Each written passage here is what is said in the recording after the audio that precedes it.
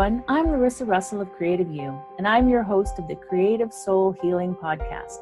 Here's where we talk about the connection between creativity and healing by interviewing amazing creatives, spectacular healers, and inspiring people who have used creativity in their healing. What does it mean to be creative? What is creativity? You don't have to write a best-selling book or paint a masterpiece or even play in a rock band. Creativity is in everything that we do, in the ways we think, in the way we run a business. In our everyday lives, we are creative all the time. Let's talk about how we are creative and how creativity helps us heal mentally, physically, and emotionally, right now on the Creative Soul Healing Podcast.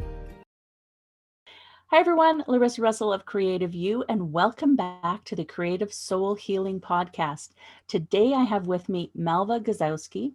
Malva was part of our second annual Loving, Healing, Creating Summit we ran in February and shared with us finding order in your life as a form of creativity. You can still get access to the summit at www.creativeyouhealing.com.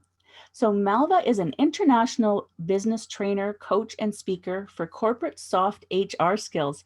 She is an international best-selling author and summit host. She's also a parenting coach and couples counselor working with parents and couples from all walks of life, implementing the positive parenting approach to build closeness in the family. She is the creator of Coaching Mother and All, a community of support for couples and parents in their journey of building positive relationships at home and at work. Malva's passion is to make the world a better place through communication and creating a successful business while being a fulfilled parent and happy couple. So welcome, Malva. Oh, thank you so very much for the wonderful introduction and for having me as a guest. Hello, everyone. I am so excited to have you here. We've done a few projects together, including becoming international best-selling authors together. So I love working with you. So I'm so excited. To be honest, so do I. And it's not because we're kind of trying to be super nice to each other, but I really do enjoy working with you. And so thank you again for the invitation, and for many more to come in the future. Yes, absolutely. So can you share some of your story and your path that's brought you here? You know what? I have been an independent girl and young woman, and now a mature woman all my life. And it has been a journey to the people around me. And it has been a journey for myself as well to understand when it is the right time to be that strong, independent, I'll do it myself. If you want something done, you better do it yourself type of person. And when it is time to work on yourself, to let some things go.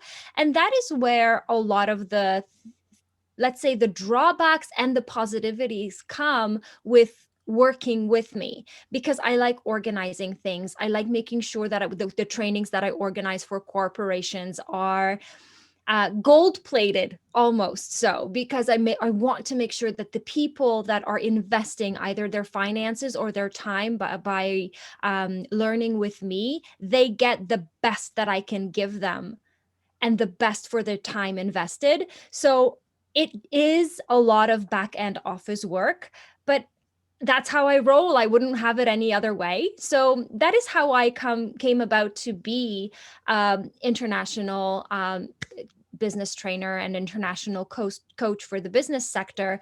And having said that, because I am a perfectionist at heart, I also wanted to have a big family. So I've got 3 kids. So I needed to know for myself, how do I organize my life in such a way to understand the development of the kids, to understand the, let's say, dynamic of a family, to understand the dynamic of a couple.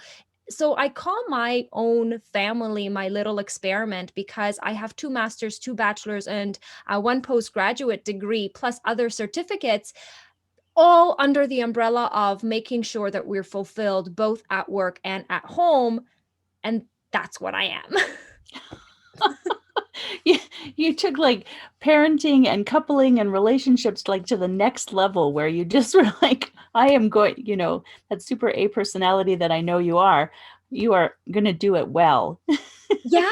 And you know what? I don't expect everyone to do it as I work, but I have gone through the thick and the thin with my perfectionism and organization and getting deep into, let's say, a child psychology. So when my child was born, before he was born, I went into and studied child development, and I went to study, all right, so he's at the 6 month age, and I read every single book about the child development and neuroscience connected with 6 months, and so on and so forth. And now I want to take that knowledge, let's say in that parenting aspect, take that knowledge and share it with the people and say, you know what, theory says one thing, practice says another thing, or how can I make the theory more practical in order to implement it in my family when it comes to parenting?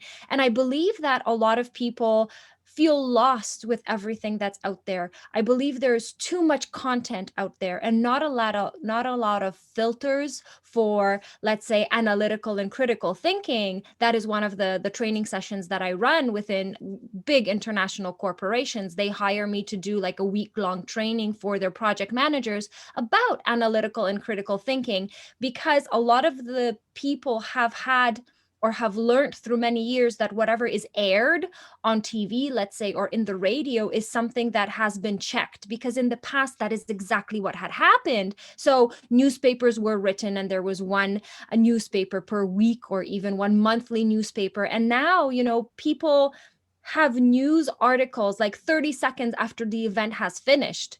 And so sometimes the news or the facts or quote unquote facts that are shared there are not really factual. They're just kind of misconceptions or allegations or a certain interpretation of a fact that just sells well.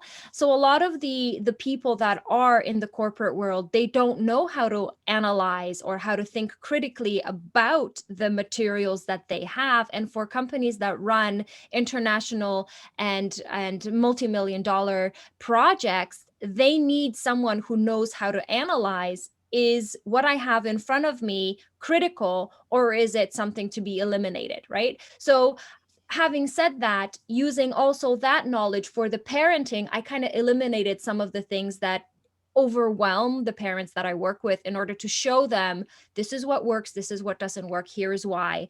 And I try to make sure that it fits their families, just like I make sure that the trainings that I give for the corporations, that they fit the corporations exactly to what they expect or what they want. Yes. And it's so true. Like, especially as a parent, I mean, relationships are hard enough, but especially as a parent, um, to know what's the best way, because every child is different, every situation is different, and then you're second guessing yourself. So if you've done the research, coming to you to like sort of ask some questions and that sort of thing makes perfect sense. Perfect sense. So what does healing with creativity mean to you? A lot of the times when I was younger, so let's say 15, 13, I really liked to have chaos in my life. Like any teenager, my room was a mess. Like, God help me, like everything was everywhere. But I found that I could find everything. It was my kind of mess. So it wasn't the type of mess that my dad wanted. And there was a moment where I even got a note from him: if you don't clean your room, I'll never enter your room. And I said, like, oh my God, success. I'm not cleaning my room. So that was a counterproductive note, for all the parents out there. But I did find that I really liked my chaos. And that is when I thrived. Now, surprisingly, the older I got, the more organized I got. And I found that without that organization, I felt overwhelmed with all of the responsibilities of being a mom of three, of having a husband, of having a career that is, let's say, time zone sensitive in one hand, because sometimes I wake up at 2 a.m. and, I say that I put a face on and I conduct a training session online because my customers are far, far away in different time zones. So I have to accommodate to their wishes. And so having said that, the less organized I was, the more anxious I was.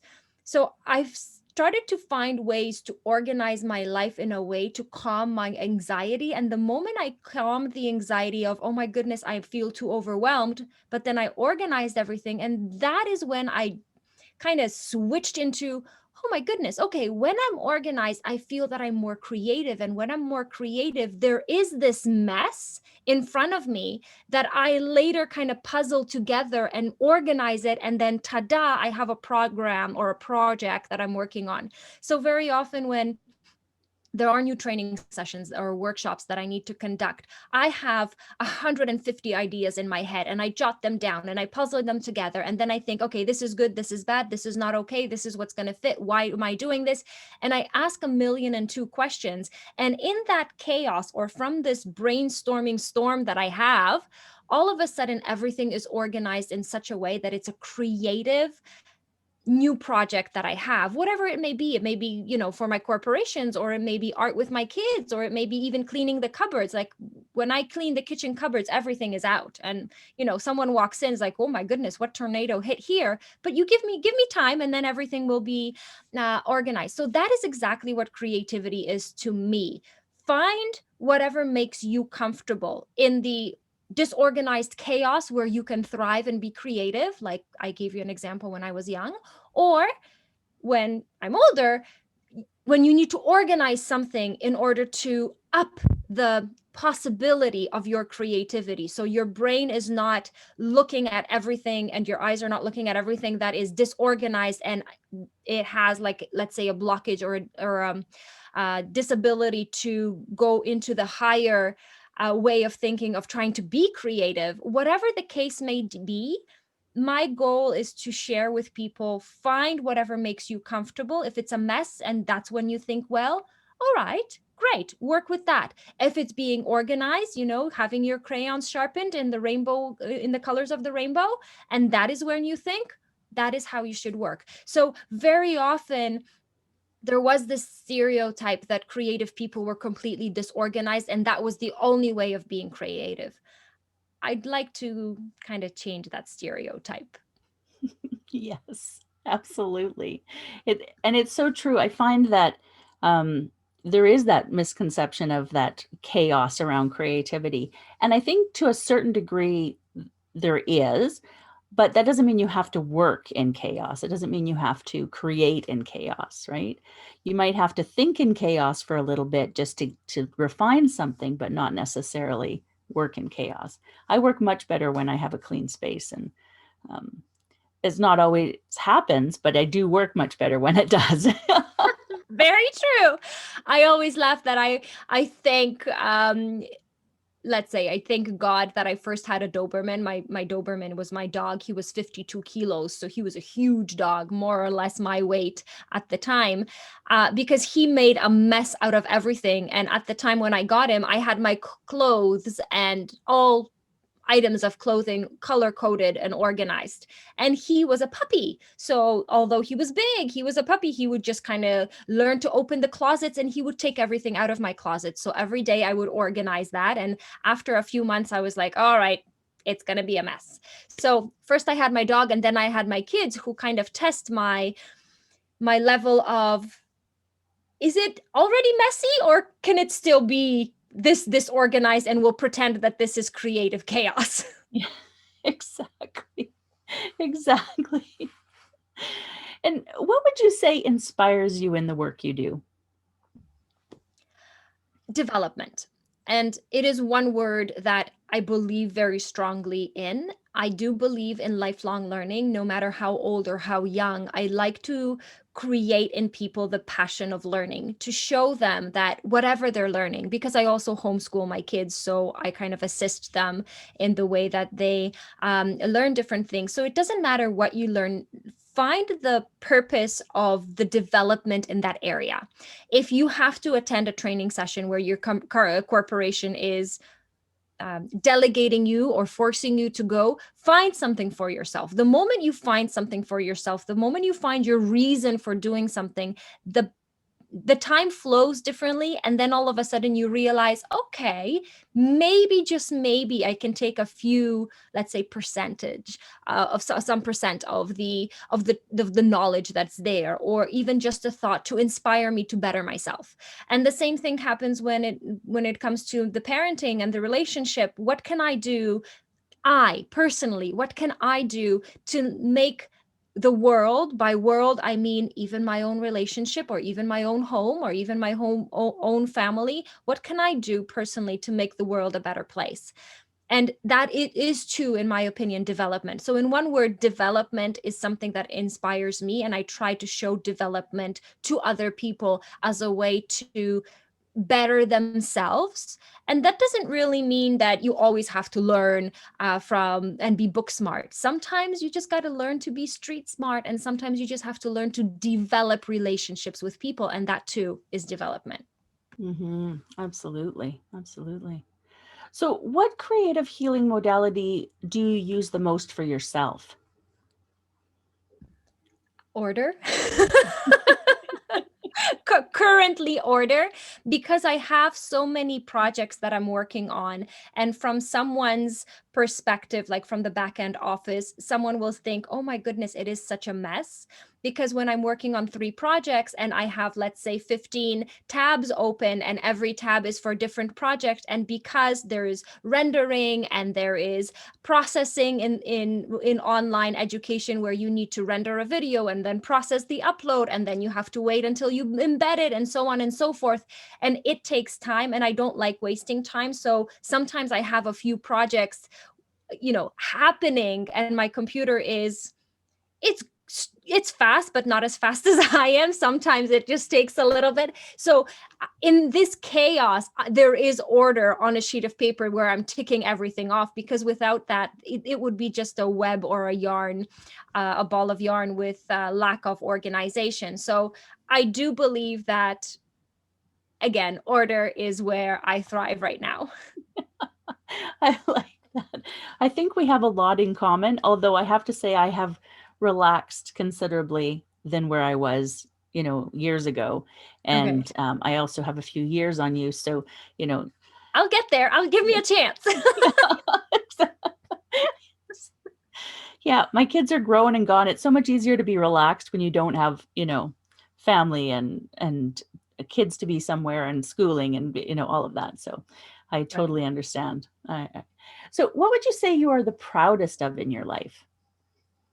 Well, when we speak about kids, I'm the proudest of my kids, right? I'm a mama bear. Like, you can say nothing about my kids that is going to be negative, because I love my kids. Of course, I know, like every kid, that they have their areas of glow, and then areas where they still have to grow. But yeah, I'm most proud of my kids. It's been hard, because me personally, getting pregnant was easy, but holding on to the pregnancies wasn't easy. So the fact that my body was able to do it, thanks to the doctors that I had, I always dreamt of being a mom. So that is something that I'm most proud of. Work wise, I'm most proud of the fact that, although I know that I'm doing my job well, I still believe that maybe I'll think creatively to make that a little bit better. And so having that drive to find my own passion, even in mundane things. So currently, I am running an online training academy for course creators and workshop creators for the online space. And this is the 6th edition that I'm starting in January. And having said that, every single edition, I'm thinking, what can I do to find more passion in this for myself, so it's not mundane, but at the same time to show the people that what the project that they're in, it's going to not only teach them, but it's going to show them a different way of thinking. And just recently, I ended one of those courses, and the lady said to me that was the best investment of time, because a corporation paid for it, so she didn't have to pay for it, but that was the best investment of time when it comes to my self development for creativity and making things that I could ever have thought of. And she was 50ish, so she had some years, let's say, of experience in the corporate world and being a person that develops. So that was, let's say, an awesome compliment for me. But it also showed me that the way I'm thinking of trying to be contagious with the passion that I have for my work, and to show people that they too can create their passion by finding their purpose in whatever area of life, is something that makes me proud. Oh, yes, absolutely. Absolutely. I love, and I say this all the time, but when the people I work with have those aha moments, or they have something that sparks them, that just makes everything worth it to me. So to hear that, it's just like, yeah, that's exactly it. That's something to be proud of. Right. Yeah. So if you could change one aspect of our society through your work, what would that be? Kindness. I believe that there's not enough kindness. Yes, the people say be kind. There are things like mindfulness and kindfulness, and that movement is amazing, but it's still not enough. People on the conscious level know that you'll get ahead in life if you're kind. But there is a group of people who mistake my kindness for my weakness.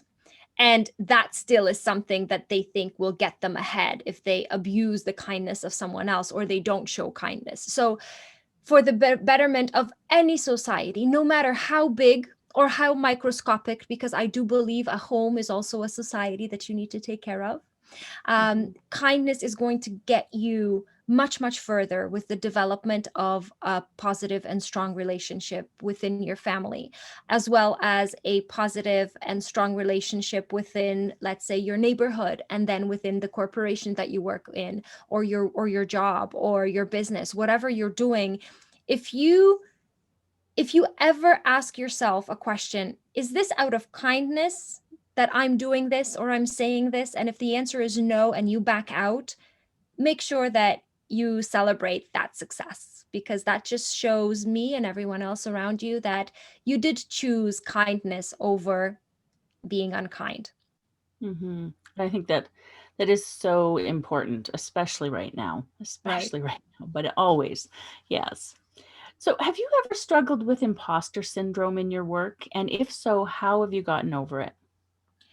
I believe that this is something that I still have. It's not something that, in my opinion, you can get over because of the way that I think that I need to develop, I need to risk, I need to make sure that I'm better at something. I had to learn that progress is better than perfection, which means that if I'm not perfect at something, doing it for the first time, that means I have waited too long to do it. So there are moments of doubt, but that doesn't mean those moments of doubt stop me from going. I just kind of try. Sometimes I need a pep talk, or sometimes I need to say, well, I did my best, let's give it a try. Let's, maybe have a beta testing of whatever the program might be, or maybe just give it to someone else so they can get a glance at it and give you some feedback.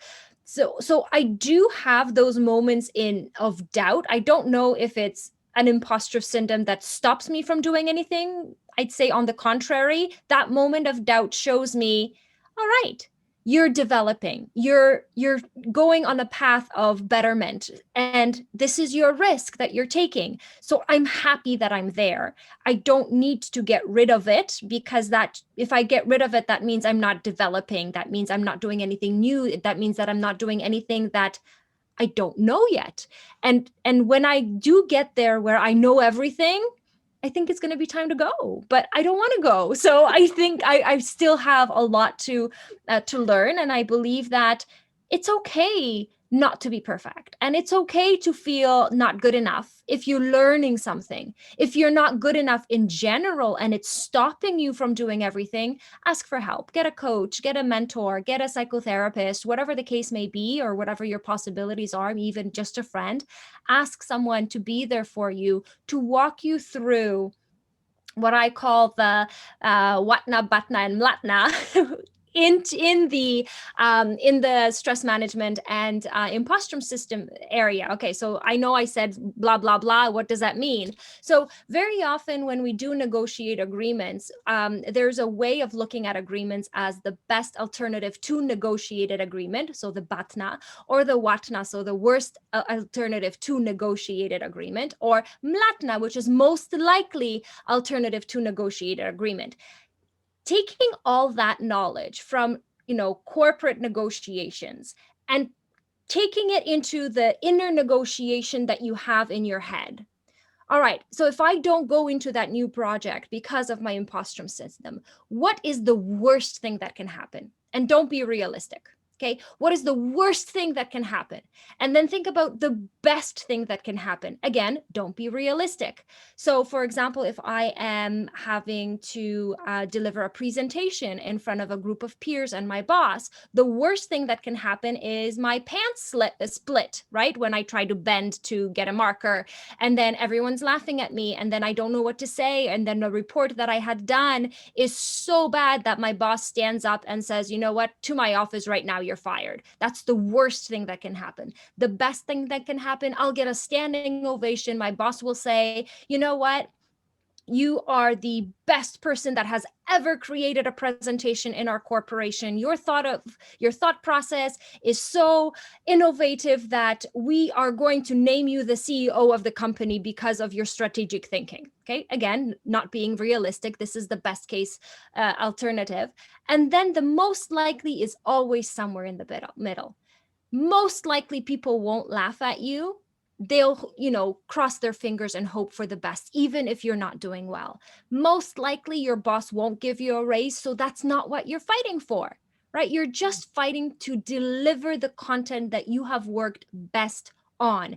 And again, if you do think about the worst case scenario, you'll realize, okay, it could be worse. And if you think about the best case scenario not being realistic, you'll laugh at the expectations. Again, prepare for the best, but expect the most likely. So having these tools will, I know that this is a very short way of describing these tools, but these tools will actually help you if you implement them to help you with the imposter syndrome. If you have it and it's stopping you from acting on your dreams or your purpose.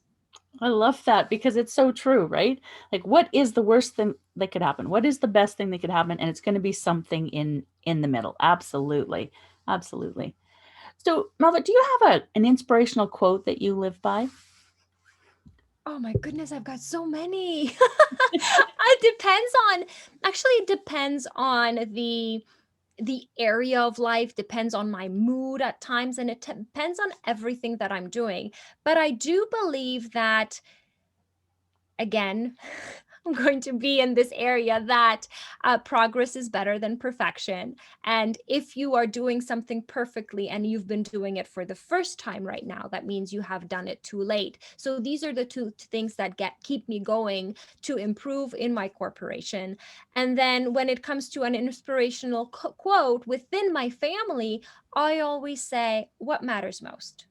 So if, for example, there's a little bit of a squabbling happening between me and my own preteen, then I look at him, I'm like, okay, so what matters most? If I'm right, or it doesn't matter if that we connect? Does it matter that I help you, or does it matter that I scream at you? Or does it matter that your shoes are put correctly, or does it matter that you learn to be responsible, so I'm going to teach you the responsibility? So what matters most it's not really an inspirational quote, but it's an inspirational opening to a different way of thinking. I love that. I love that. Absolutely. So, is there anything else you'd like to add that we maybe haven't discussed today that you think our listeners need to know? Believe in yourself. I know that a lot of people don't in these times because of the constant change and because of the few months or year that has passed, and it's been difficult for some people to understand all of the disorganization and all of the chaos that is happening, that they start doubting because what they had known before is not the case or might not be the case for them today. And that is when people start doubting themselves and doubting, what was all this for? Or, this is what I've known all of my life. How can I pivot and change? Or this is what I'm accustomed to, and now I have to do something else. I don't know if I can.